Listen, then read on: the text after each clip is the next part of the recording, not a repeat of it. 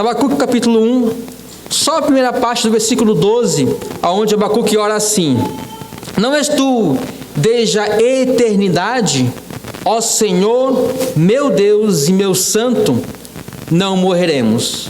Amém. Vamos dirigir a Ele mais uma vez em oração, rogando a sua bênção e a sua graça sobre a exposição da sua palavra agora.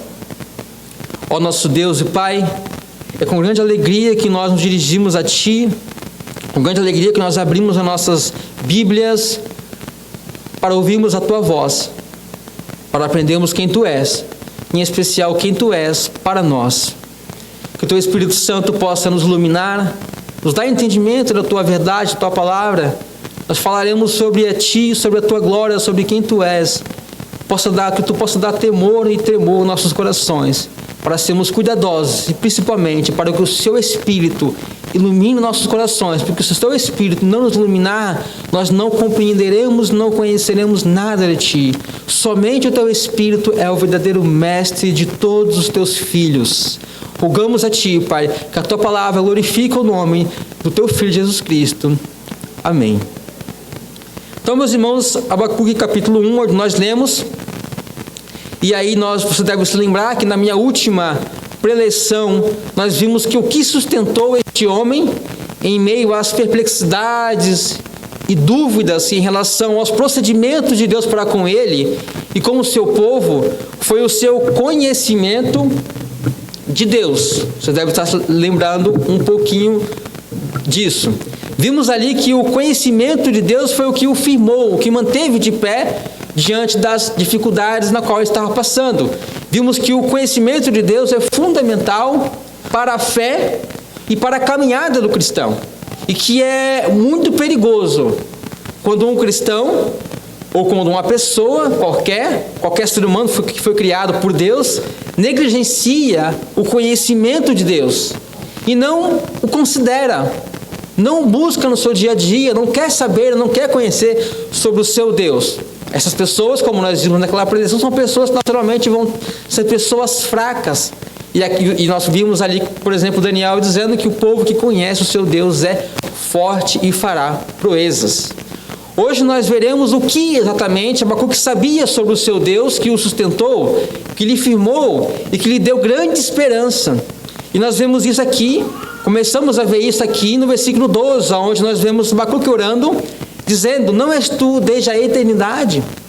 Ele ora: não és tu desde a eternidade, ó Senhor, meu Deus, meu Santo. E ele conclui então, a partir disso, da eternidade de Deus, nós não morreremos. Então veja que a dificuldade do profeta aqui tinha a ver com o que estava para acontecer. Você vê que nos versículos anteriores nós trabalhamos, Deus lhe mostrou, lhe disse que o que iria acontecer com Jerusalém. Deus destruiria Jerusalém e todos seriam feitos escravos pelo império babilônico. E isso pareceu então para o profeta e para o povo de Deus contradizer as promessas de Deus que Deus fizera para o seu povo, de que eles nunca os desampararia, nunca os deixaria. Não é verdade? Mas agora Deus estava dizendo que ia acontecer uma devastação tremenda, que a cidade seria totalmente destruída, o templo seria totalmente destruído e eles seriam levados todos cativos para a Babilônia, coisas que era inimaginável na mente deles. Por quê? Por causa das promessas que Deus tinha feito em relação a eles. Você deve se lembrar de que Deus tinha feito diversas dessas promessas, e inclusive confirmou elas através de uma aliança. Não é verdade? Mas aqui agora, Deus estava enviando um juízo tão terrível para eles, e até mesmo impensável, como nós vemos no versículo 15, se eu não me engano, que Deus disse para eles que Deus estava para fazer algo neles, que se lhe fosse dito somente, muitos nem sequer creriam. De tão inimaginável o que estava para acontecer com aquelas pessoas, que era o povo de Deus, na qual Deus tinha se aliançado, lhe assegurado que jamais lhe abandonaria. Então, a questão na cabeça daquele povo, na cabeça do profeta, era o seguinte: será que Deus mudou? Porque ele havia prometido certas coisas e agora o procedimento dele parece contradizer aquilo tudo que ele tinha nos prometido. Será que Deus mudou? Era o que estava na cabeça deles. Será que ele não manterá as suas promessas? Tudo em volta do profeta dizia que sim. mas ele conhecia o seu Deus, e contra todas as evidências, meus irmãos, ele declarou, se dirigindo a Deus: não és tu desde a eternidade? Ele conhecia que o seu Deus era o Deus eterno.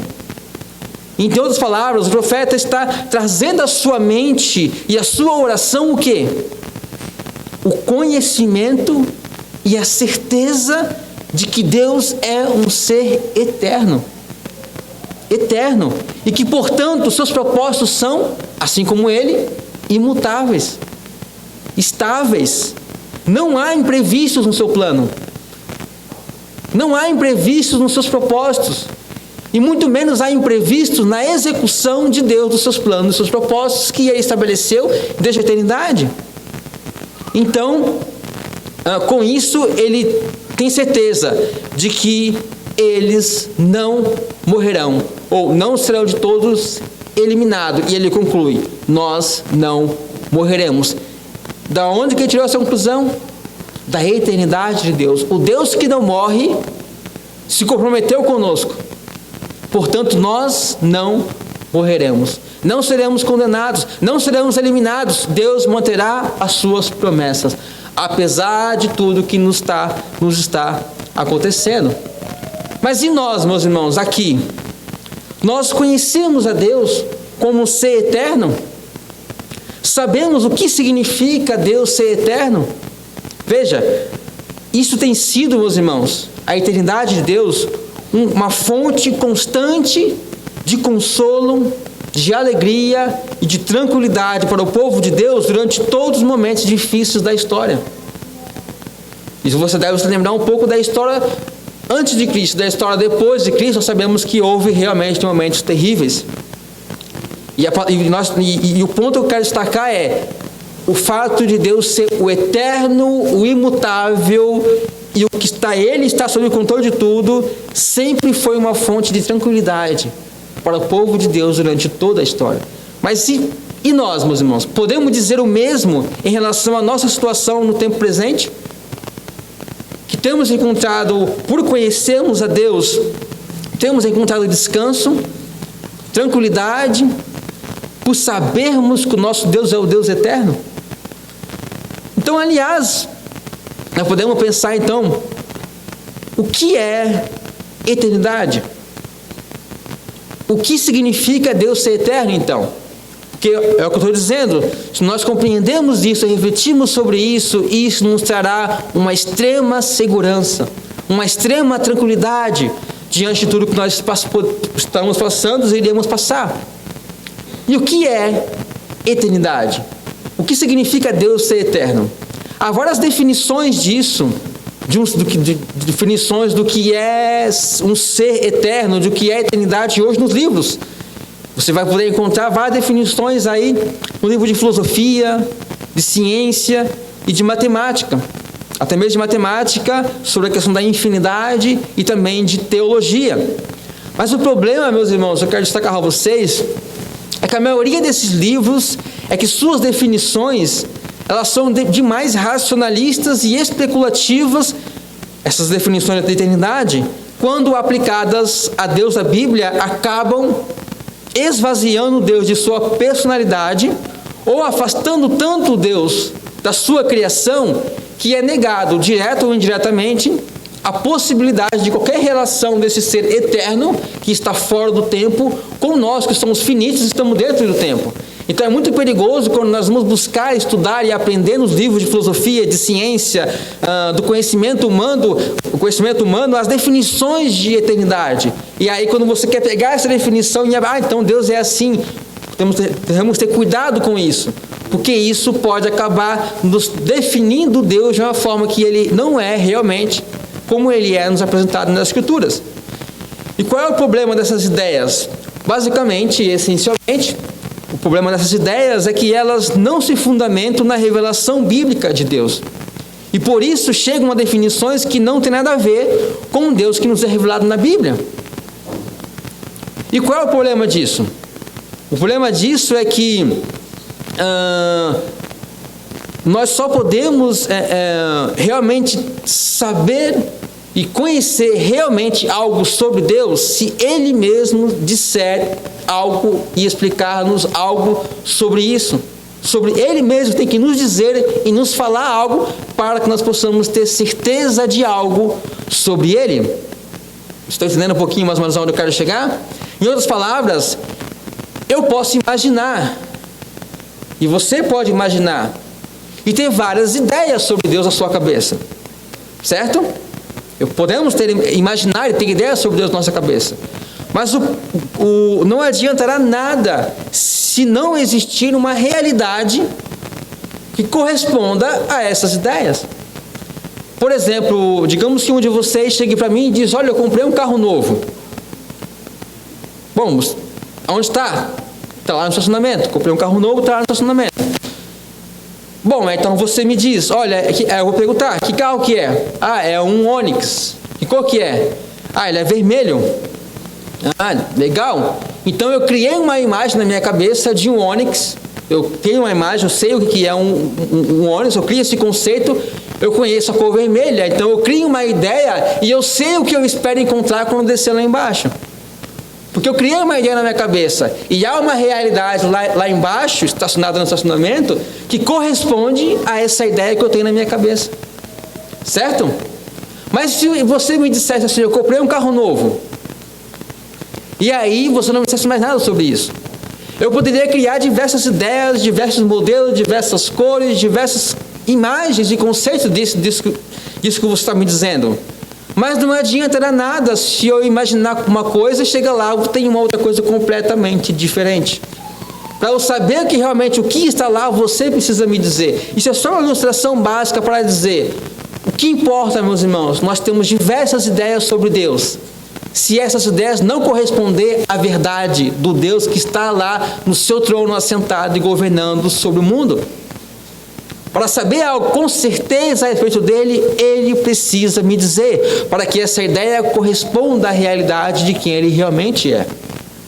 Mas os homens não percebem isso, e eles insistem em criar, desenvolver, e refletir, e especular, e racionalizar, e chegar a conclusões por si mesmos sobre Deus, que são somente ideias da sua cabeça. Eles não têm qualquer prova, nem qualquer evidência de que o Deus que eles formaram em sua mente realmente é o Deus que existe. E até mesmo, meus irmãos, quando você cria uma ideia assim, para mim Deus não existe, até isso é uma ideia sobre Deus. A pergunta então é: então será que Deus realmente não existe? Será que a sua ideia realmente confere com a realidade?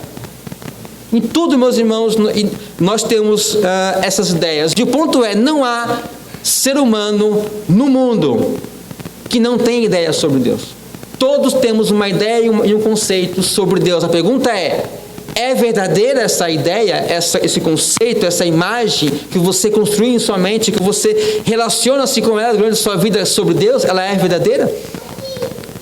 E a questão é, meus irmãos, nós só podemos saber com certeza algo sobre Deus se Ele mesmo revelar-se e disser a nós. E é muito perigoso quando nós, e é o que eu vou fazer aqui, então por isso a minha situação é de perigo aqui, porque eu vou fazer afirmações sobre o caráter de Deus. E é por isso é muito perigoso o ministério de púlpito, porque nós estamos afirmando coisas sobre Deus. E é muito perigoso quando nós afirmamos coisas sobre Deus que não conferem com o que Ele é. Só para dar uma amostra para vocês, uma amostra. No final do livro de Jó, capítulo 42, verso 7, Deus diz assim: o Senhor disse a Elifaz, o temanita: a minha ira se acendeu contra ti e contra os teus 2 amigos, porque não falaste de mim o que era reto, como meu servo Jó.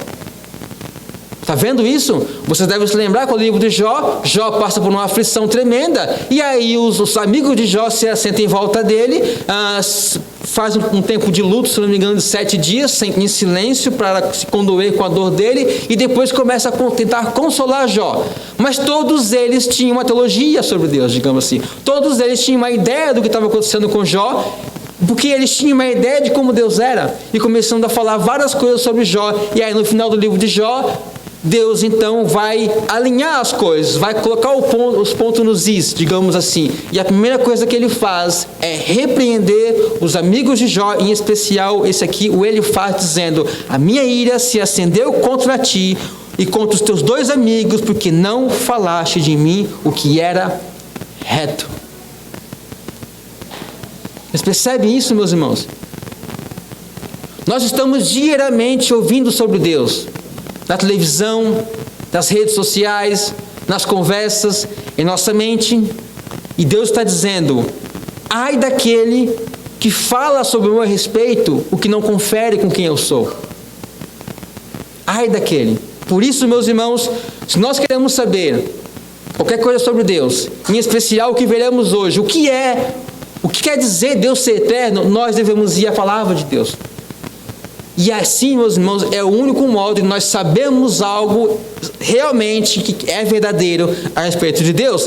E qual é a primeira coisa que a Bíblia nos ensina, então, para nos explicar o que é Deus ser eterno? O que significa esse atributo de Deus de eternidade?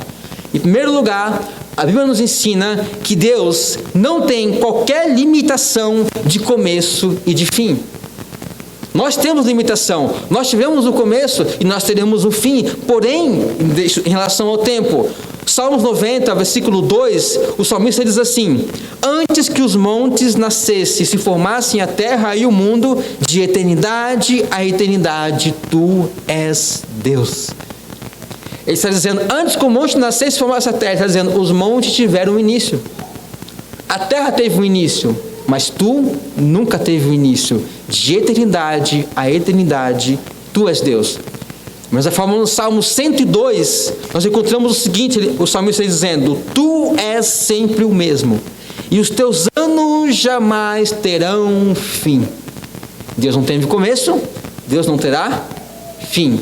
Isso é o que significa a eternidade de Deus, em primeiro lugar, que a Bíblia nos ensina. E Deus é aquele, meus irmãos, então, que não experimenta qualquer limitação temporal, como nós experimentamos, porque a relação dele com o tempo é completamente diferente da nossa. Nós experimentamos diversas limitações em relação ao tempo. Faz parte da nossa própria identidade, de quem nós somos como criaturas e vivendo no tempo. Mas Deus não é assim. Como Salmos também 90, versículo 4 diz: pois 1000 anos aos teus olhos são como o dia de ontem que se passou. Veja, 1000 anos para ti é como o dia de ontem. Está fresquinho em tua memória. É algo que é pleno para ti. Mas nós não. Nós esquecemos do que aconteceu, não é verdade? O nosso conhecimento é limitado por todo motivo, porque nós esquecemos as coisas que nós aprendemos, esquecemos tudo o que aconteceu, por isso temos um conhecimento limitado, e porque ainda não vivemos o dia de amanhã. Nosso conhecimento é limitado porque não sabemos o que vai ser, e por isso não conhecemos um monte de coisas a respeito do futuro, porque somos limitados pelo tempo. Porém, Deus não é. Ele jamais esquece. Tudo o que aconteceu, Ele está plenamente diante dele. E da mesma forma, tudo que vai acontecer está ao mesmo tempo plenamente diante dele. Por isso, não há limitação até mesmo aí no conhecimento de Deus. Por que não há limitação no conhecimento de Deus? Por que Deus conhece todas as coisas? Porque Ele é eterno. Ele não está preso numa faixa de tempo. Todos os tempos estão uma e uma só vez diante dele. Deus não tem começo, Deus não tem fim. Em segundo lugar, o que a Bíblia nos ensina é que Deus é a fonte e a origem de todas as coisas. Nós lemos no Salmo 102 também o seguinte: em tempos remotos lançaste os fundamentos da terra, e os céus são obras das tuas mãos. Eles perecerão, mas tu permaneces. É isso que significa eternidade. Tudo que existe passará, mas tu permaneces. Todos eles envelhecerão como uma roupa ou como uma veste. Como as roupas tu as mudarás e serão mudados. Tu, porém, és sempre o mesmo e os teus anos jamais terão fim. Deus é a origem e a fonte de todas as coisas. Ele é o Criador de toda a realidade que existe como nós a conhecemos. Compreendem isso? O ser que é eterno, que sempre existiu, pois bem, se há alguma coisa além dele, digamos assim, entre aspas, se há alguma coisa além dele existindo, pois bem, ele é a fonte e a origem de tudo isso. Ele é o Criador, o originador de tudo que existe. Em terceiro lugar, a Bíblia nos ensina, e isso que é muito importante, meus irmãos, está totalmente atrelado a eternidade de Deus, é que Deus nunca muda. Deus nunca muda, ou seja, Ele é sempre o mesmo. Em outras palavras, Ele é imutável. E aí nós vemos que o atributo da eternidade de Deus está totalmente ligado ao atributo da imutabilidade de Deus. E uma coisa que você vai descobrir quando você começa a aprender sobre o caráter e o ser de Deus, é que não é possível dividir e separar, como se fosse um monte de peça, os atributos de Deus. Quando você começa a analisar um, você também está analisando outros. Eu estou falando sobre a eternidade de Deus. Eu já falei aqui sobre a onisciência de Deus. Já falei aqui sobre a soberania de Deus. E agora estamos entrando no aspecto que principalmente está ligado à eternidade. Deus ser eterno significa naturalmente que Ele é imutável. Ele não muda. E Ele mesmo diz isso para nós em Malaquias 3:6. Ele diz: porque eu, o Senhor, não mudo.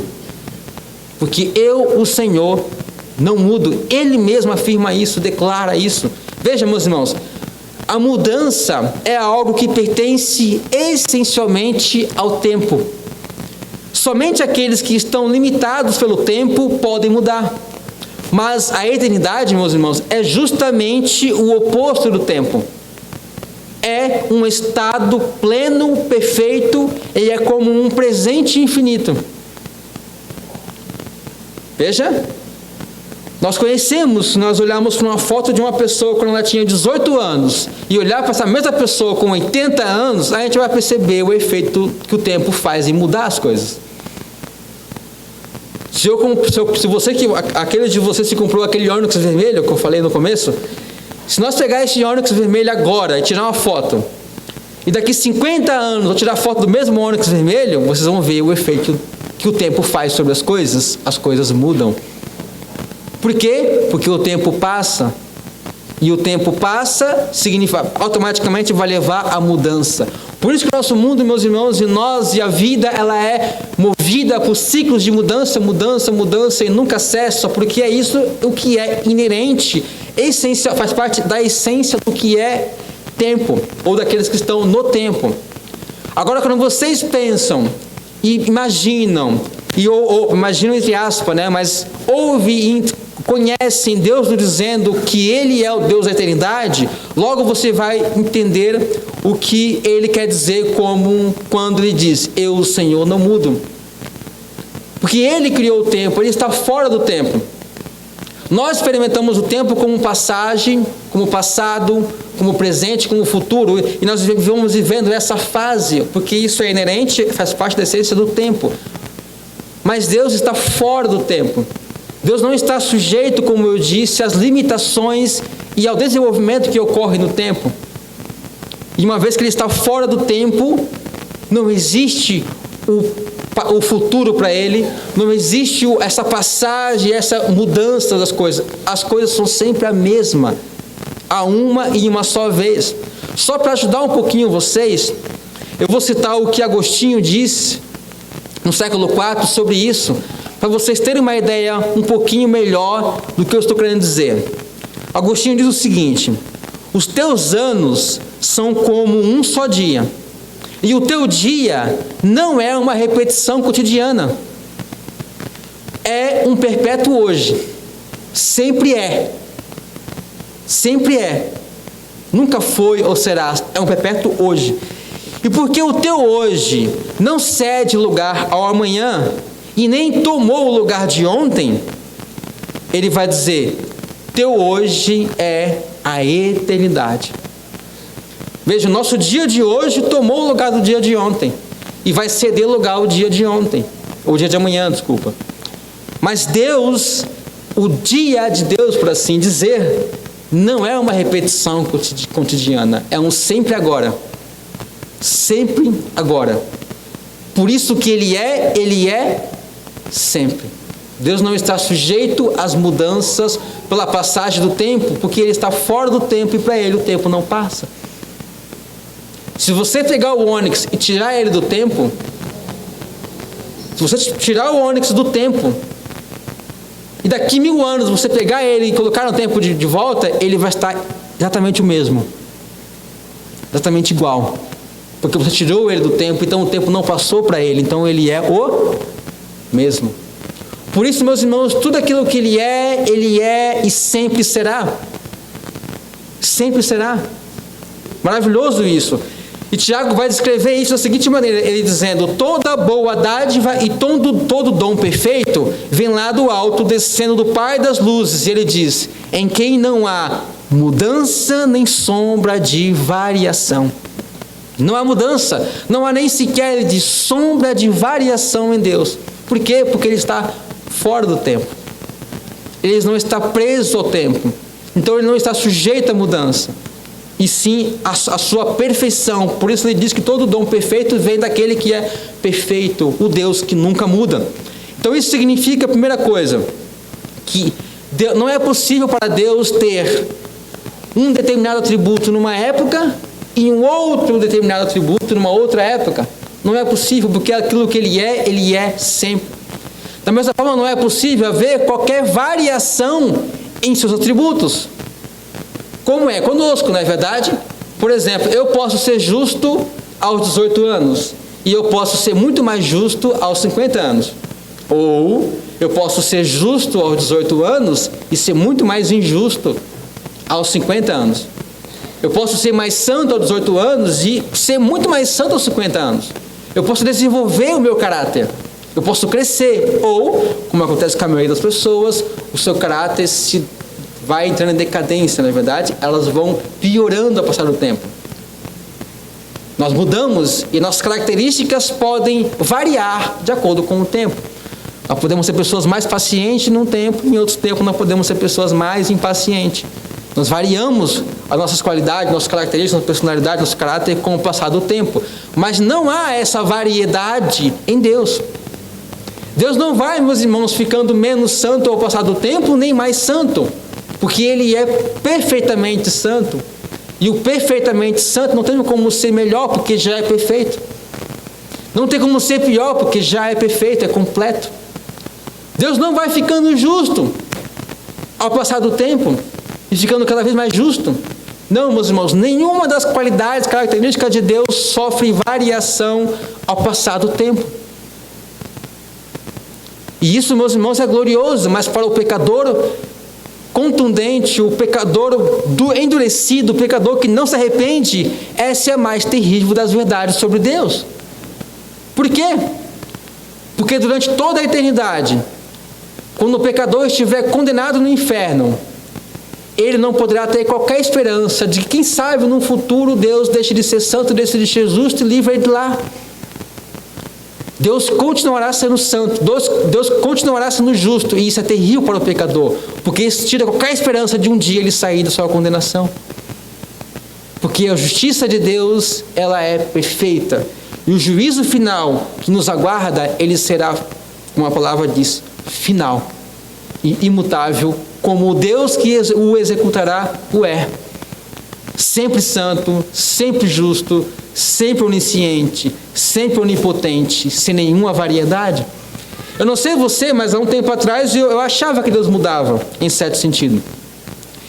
Eu olhava para o Deus do Antigo Testamento, e quando eu via a nova aliança, a aliança da graça, eu achava que Deus diminuía um pouquinho o nível da sua santidade, para poder exercer graça e perdão para nós.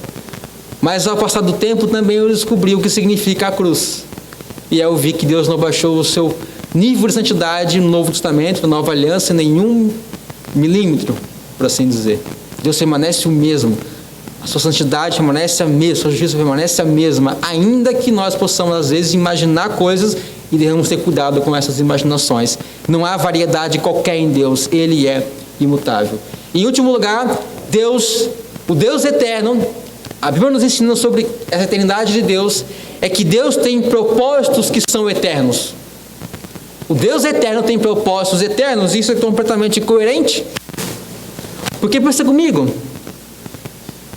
Se Deus, na eternidade, a partir de um ponto, estabelecesse um propósito e um plano de ação, nós poderíamos afirmar, talvez, que houve uma mudança em Deus aí. Porque se a partir daquele momento ele decidiu fazer algo, então a partir dali ele mudou. Mas o que a Bíblia nos revela sobre os propósitos de Deus? Que eles são propósitos que Deus teve em um ponto na eternidade? O que a Bíblia diz sobre os propósitos de Deus? E aí nós entendemos agora o porquê que Paulo fala. Por que Paulo fala, por exemplo, aos Efésios, capítulo 3, capítulo 8, dizendo o seguinte a eles: o eterno propósito que fez em Cristo Jesus, nosso Senhor. Quando que Deus estabeleceu o propósito de nos salvar em Jesus Cristo? Paulo diz: o eterno propósito. Sempre foi o propósito de Deus. Esse propósito de Deus de nos salvar em Cristo Jesus sempre esteve nele. O propósito de Deus de criar o mundo sempre esteve nele. Ele sempre, eternamente, ele tinha esse propósito. Faz parte da natureza de Deus, tudo aquilo que ele faz. E aí Paulo vai dizer, o eterno propósito, isto é, não teve um início de propósito. Nós, a cada ano novo, iniciamos certos propósitos, não é verdade? Ou a cada fase da vida, a partir de hoje, tomei esse propósito. A partir daquele tempo diante, tu vai seguir aquele propósito. Mas nunca houve um início de propósito de Deus. Os propósitos dele sempre são o eterno propósito. O eterno propósito. E eu não quero me aprofundar demais, eu nem posso, nem tenho tempo para isso. Mas quando que Deus gerou o Filho? Deus tem um Filho. Jesus Cristo é o Filho. Quando que Deus gerou o Filho? Sabe quando que foi? A Bíblia diz quando que foi. A Bíblia diz: tu és meu Filho amado, eu hoje te gerei. O que é o hoje de Deus? Tudo é hoje para Ele. O hoje de Deus é a eternidade. Não há um passado para Ele, onde eu gerei no passado e a partir dali o Filho veio a nascer. O Filho sempre existiu em Deus, com Deus, o Deus Trino. E quando foi que Ele o gerou? Hoje. Na eternidade, Ele sempre existiu, Ele sempre foi. E a geração dele, Ele diz, é hoje, porque o hoje é sempre o hoje para Deus. Entende? E aqui eu fui um pouquinho além do que eu devia ter ido, e eu preciso prosseguir. Paulo, escrevendo a Timóteo, diz que Deus nos salvou segundo o seu próprio propósito e graça que nos foi dada em Cristo Jesus, quando? Antes dos tempos dos séculos. Quando que Deus estabeleceu nos salvar em Cristo Jesus? Foi quando a Eva e Adão comeu o fruto que era proibido, a partir dali Deus resolveu nos salvar em Cristo Jesus? Paulo diz em Timóteo, o seu próprio propósito e graça que nos foi dado em Cristo Jesus antes dos tempos eternos, antes de haver a criação, Deus já estabeleceu o seu propósito de nos salvar por meio de Cristo Jesus. O Deus eterno, tudo que Ele faz tem a sua raiz, a sua origem na eternidade. Na eternidade. Antes dos tempos eternos, isto é, antes do início da história, na eternidade. E no Antigo Testamento nós vamos encontrar vários textos onde Deus vai se distinguir. Deus vai dar a sua identidade. Deus vai dizer para o seu povo e para nós o que é um Deus, diferentemente dos falsos deuses. E aí nós vamos encontrar como exemplo, porque são vários textos, Isaías 46, 9 e 10, Deus dizendo: lembrai-vos das coisas passadas da antiguidade, que eu sou Deus e não há outro. Eu sou Deus e não há outro semelhante a mim. E aí ele vai dar a sua digital, a sua identidade. O que é um Deus? Como que eu me distingo de todos os demais falsos deuses? Ele vai dizer, o que desde o princípio anuncia o que vai acontecer, e desde a antiguidade as coisas que ainda não sucederam, e que digo, o meu conselho permanecerá, ou o meu propósito, farei toda a minha vontade. Aí está, Deus está dizendo, qual é o Deus no meio dos seus aí, que o povo tinha vários deuses, né? Qual é o Deus no meio de vocês aí, que 2, 3 mil anos atrás diz o que vai acontecer lá na frente? E isso de fato acontece. Porque se houver um Deus no meio de vocês que disser no início o que vai acontecer no fim e isso acontecer, então parabéns, esse Deus é Deus. Qual é o único Deus que pode fazer isso? Ele. E por isso ele diz: lembrai-vos das coisas passadas, lembrai-vos de tudo que eu disse está acontecendo. Por quê? Porque eu sou Deus e não há outro. Não, eu que sou Deus e não há outro. Eu sou Deus e não há outro semelhante a mim, que desde o princípio, desde o começo anuncia o que há de acontecer, e desde a antiguidade o que ainda não sucedeu, e que digo, o meu conselho permanecerá, prevalecerá, farei toda a minha vontade. Quando que Deus estabeleceu esses conselhos, esses propósitos e a sua vontade? Na eternidade. Nós falhamos em executar os nossos planos. Muitas vezes, não é verdade? Em grande parte por quê? Porque temos imprevistos. Estabelecemos um plano e não prevemos alguma coisa que aconteceu e isso nos impediu porque não conseguimos agora fechar a matemática ali, conseguir fazer aquilo que nós queríamos fazer porque alguma coisa mudou e nós não sabíamos. Chamamos isso de imprevistos. Há imprevistos da mente daquele que é eterno, naquele que vê todo o tempo de uma vez só diante dele, do começo ao fim. Não há imprevisto, porque ele vê e conhece todas as coisas, por isso os seus planos serão executados perfeita e completamente. Perfeita e completamente.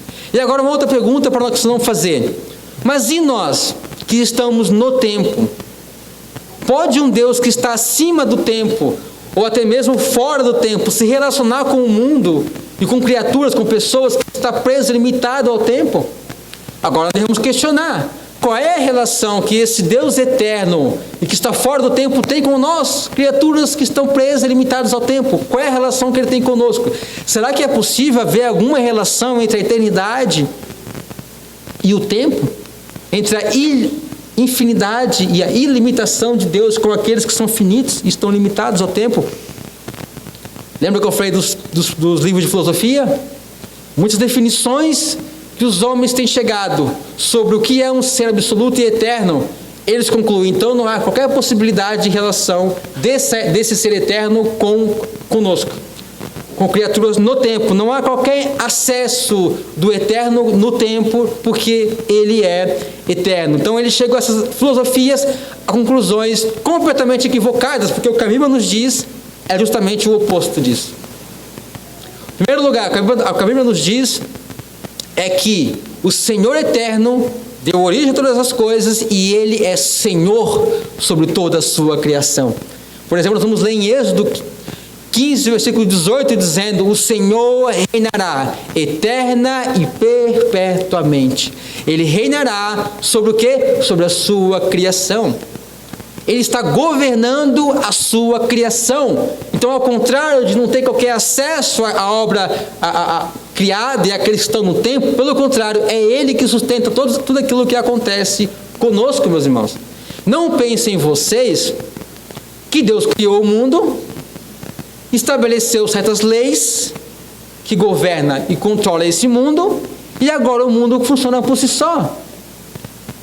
Meus irmãos, as leis que governam e sustentam e regem esse mundo são sustentadas pelo Criador. Todo o mundo, todas as leis da natureza são sustentadas pelo Criador.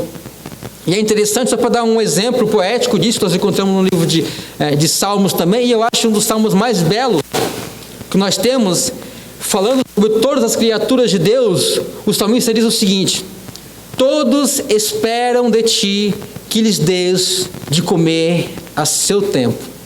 E ele vai continuar dizendo: se lhes dás, eles o recolhem. Se abres as mãos, eles se fartam de bens. E o salmista vai ainda dizer poeticamente: se escondes o rosto, eles se perturbam. Se lhes cortas a respiração, morrem e voltam ao pó. Envias o teu espírito, e eles são criados, e assim renovas a face da terra. Veja, a glória do Senhor durará para sempre, o Senhor se alegrará nas suas obras. O salmista está dizendo que Deus está fazendo a manutenção do mundo. Jesus Cristo disse que os passarinhos não trabalham nem ajuntam em celeiro, contudo nosso Pai Celestial as alimenta diariamente. O Senhor Jesus Cristo nos disse que todos os cabelos da nossa cabeça estão contados. E isso está se referindo não só à nossa cabeça, mas está se referindo a todo mundo. De que ele disse, nenhum fio cairá sem ele o permitir. Significa que o Deus que criou esse mundo, ele sustenta e controla soberanamente. Ele é Senhor sobre o tempo, Senhor sobre sua criação, Senhor sobre tudo.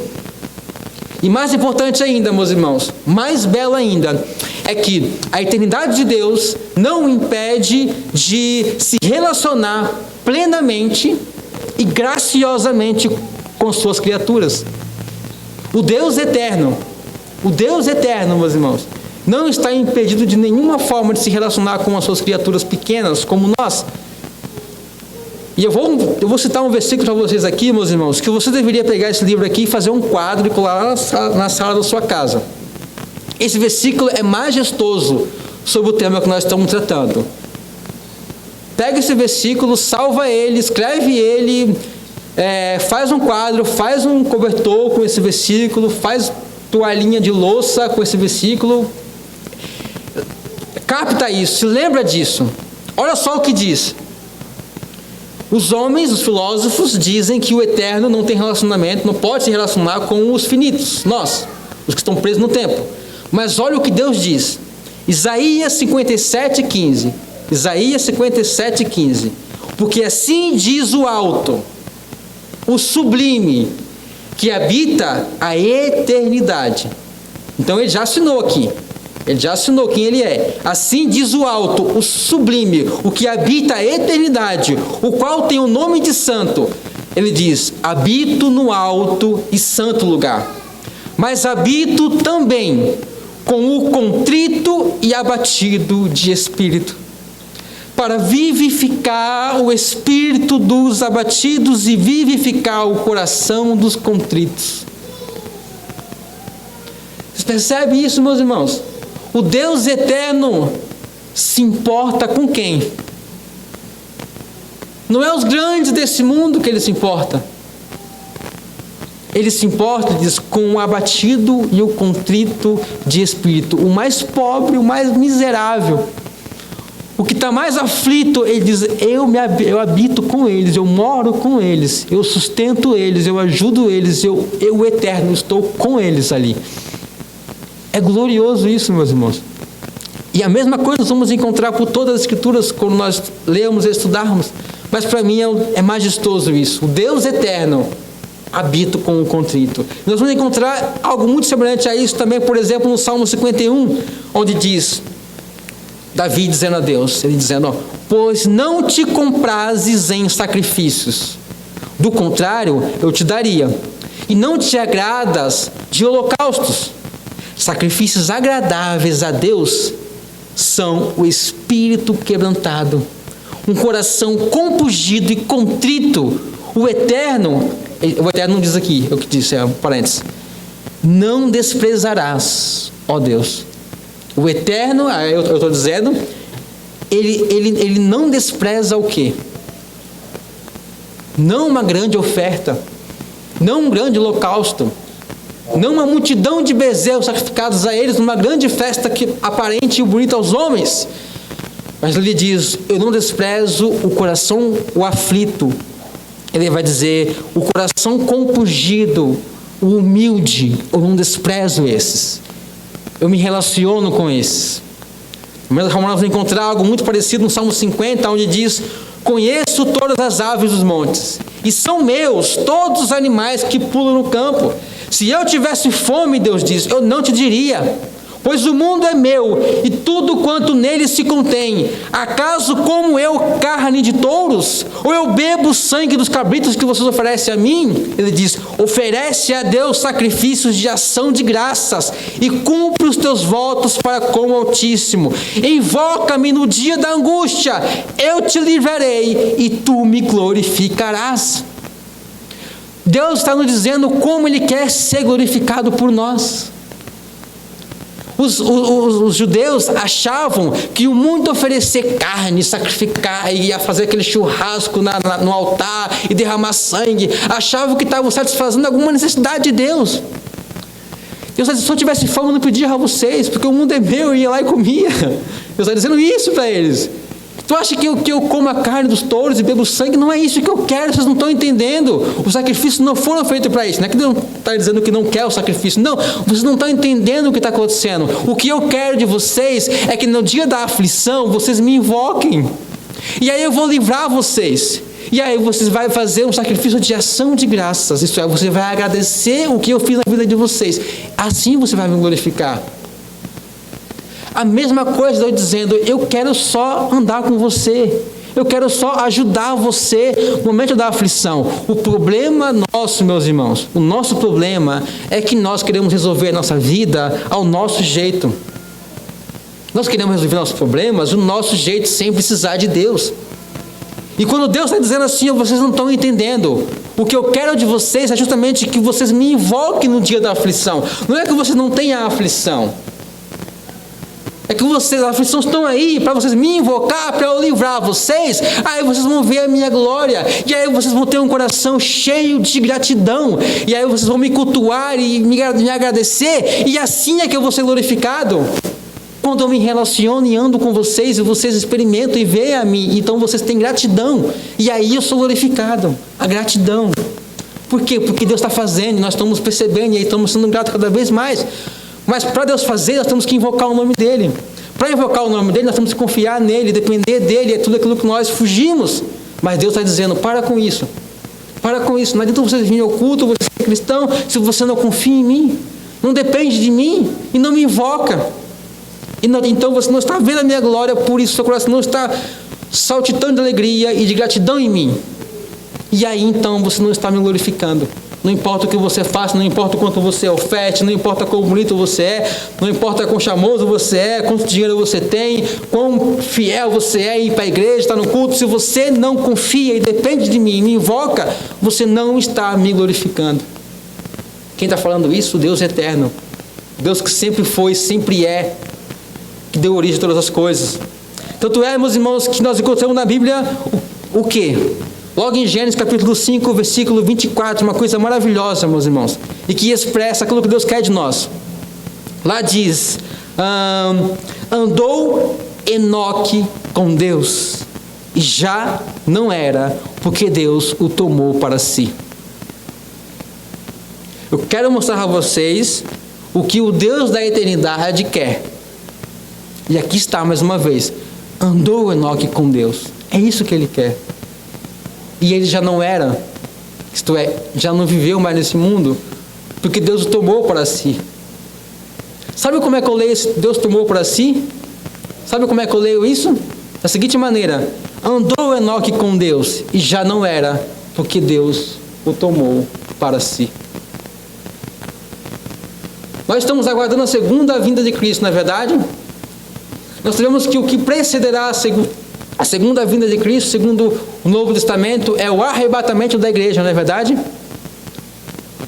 O que aconteceu com Enoque, meus irmãos? Ele não morreu, assim como Elias. Ele foi o quê? Deus o tomou para si, vivo, sem eles morrerem, sem passarem pela morte.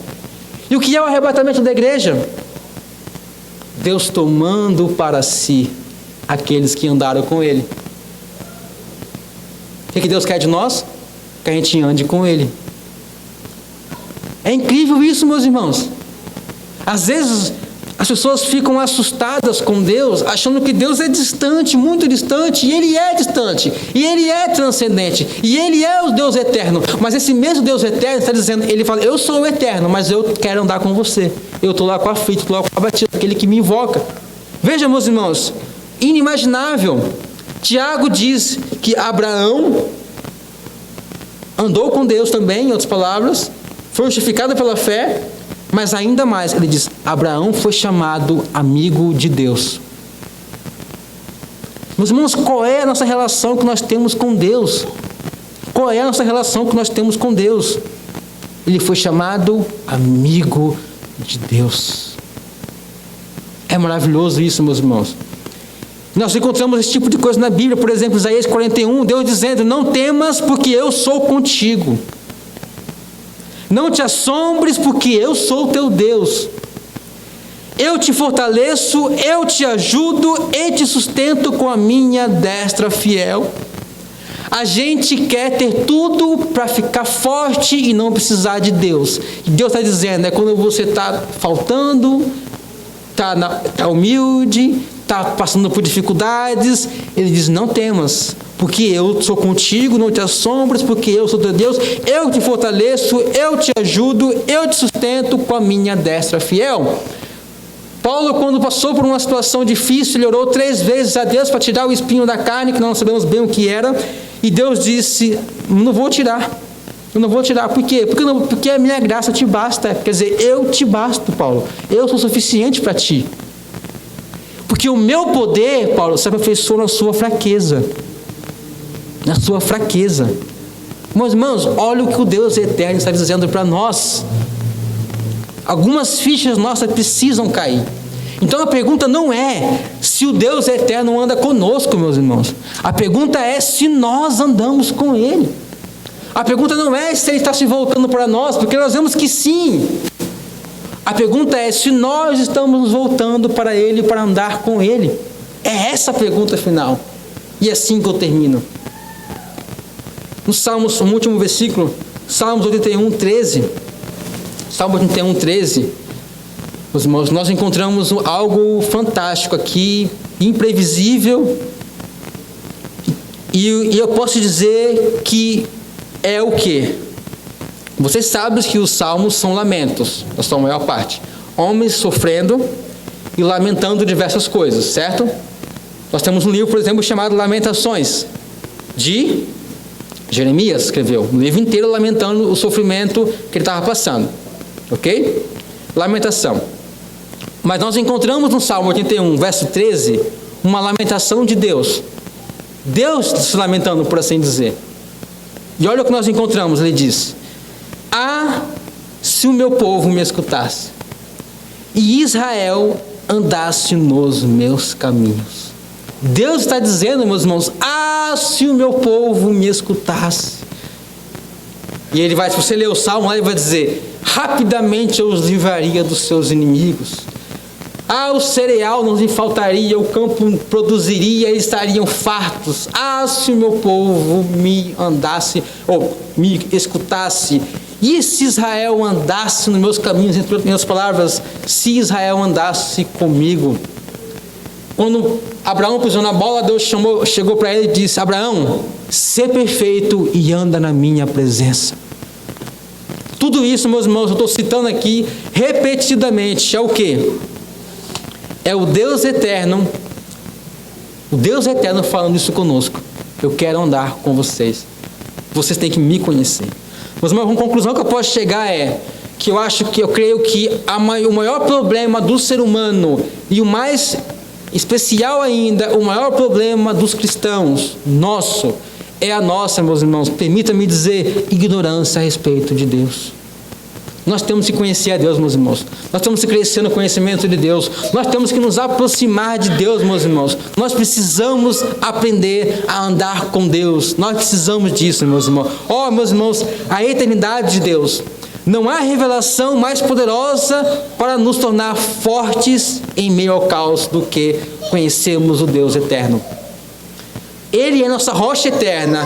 Nele, somente nele devemos confiar. Nesta vida e na porvir. Para finalizar então, meus irmãos, que a nossa oração seja a oração de Henry Francis Lyte no século XIX. Ele orou o seguinte, e eu faço dessa nossa oração: tudo que vejo ao meu redor muda e se deteriora. Ó, tu que não mudas, fica comigo. Tudo que vejo ao meu redor muda e se deteriora. Ó, tu que não mudas, fica comigo. Vamos fazer dessa, meus irmãos, a nossa oração. Oremos. Ó Senhor Deus, Deus eterno, Deus santo, nós te agradecemos muito, Pai, pela glória da Tua palavra, Senhor, que revela o Teu coração, Tua mente, Teus eternos propósitos. para conosco, Deus. Tua palavra nos diz que tu criou filhos, a quem tu amas, a quem tu queres cuidar, a qual tu quer que nós dependamos de ti, porque isso é o que ser filho significa. Deus, ajuda-nos, Pai, em nossa fraqueza, em nossa cegueira, Pai, em nossa ignorância a respeito de ti. Ajuda-nos a te conhecer, a depender de ti e a confiar em ti, Pai. Perdoa-nos, Pai. Perdoa-nos nosso orgulho. Perdoa-nos, Senhor, o nosso desejo desenfreado por coisas e coisas e mais coisas para não precisarmos de ti em nada. Ajuda-nos, Pai. E é difícil, nós sabemos, ajuda-nos a confiar em ti, a saber e ter certeza de que tu não vai nos desamparar jamais e que tu és completamente digno de confiança, ó Deus.